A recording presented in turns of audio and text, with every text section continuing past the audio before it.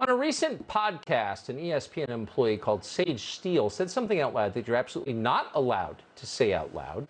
She criticized not vaccines, but vaccine mandates. Listen to this.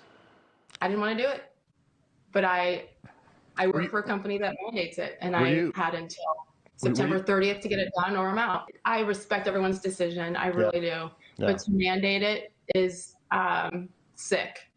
And it's scary to me in many ways.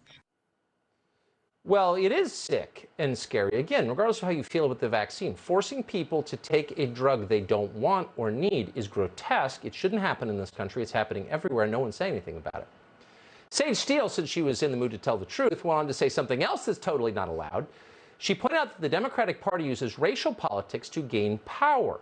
She said that while recounting a time when Barbara Walters scolded her for identifying as biracial. Well, I don't know when the last time I filled out my census was, but if they make you choose a race, she's like, what are you going to put? I go, well, both. She's like, well, you can't. She goes, well, what if Barack Obama chose black and he's biracial? I'm like, well, congratulations to the president.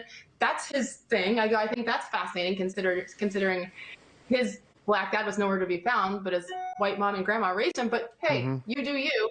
I'm going to do me. Now listen to that. Was there a single untrue statement? Was there anything meant in malice? Was that unreasonable in any way, even a tiny bit? No, not at all. But ESPN, which is grotesque, you should know that, pulled Sage Steele off the air immediately for saying this, and then they attacked her in an Orwellian fashion that befits them. Quote, we embrace different points of view, but we expect that those points of view to be expressed respectfully. Respectfully. Did you see the tape? Was there anything more respectful than what she just said? You do you, she said. No. She disagreed, so they crushed her. Jason Whitlock knows this world very well. He's covered sports for decades. He's now the host of Fearless. He joins us tonight. Jason, thanks so much for coming on. I'd only read about this. I had never seen the tape until right now, and I don't know Sage Steele. But boy, did she come off as completely reasonable and thoughtful and not an ideologue or a hater or anything. She's just like saying obvious stuff. Are you surprised they crushed her? I'm not surprised they crushed her. I do know Sage Steele.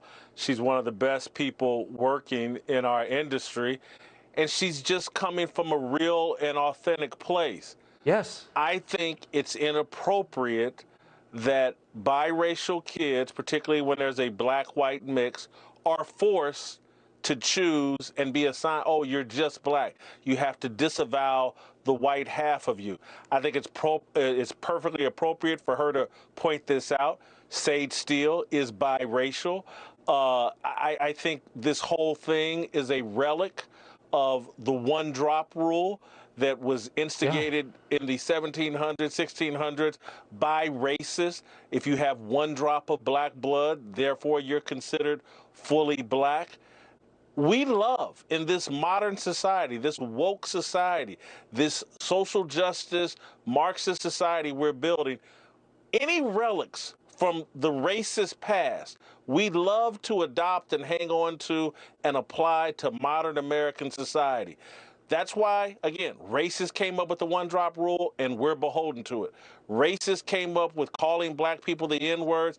Black people, we're now beholden to it, and we've taken that name on, and it's ours to use, and we're most proud of it. It's our favorite word. We've turned it into a term of endearment.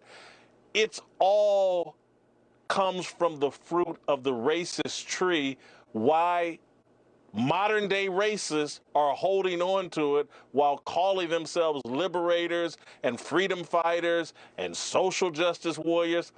They're bigots and racists. And Tucker, you made the greatest point at the beginning. There's two things you can't talk about in this new society they've built here.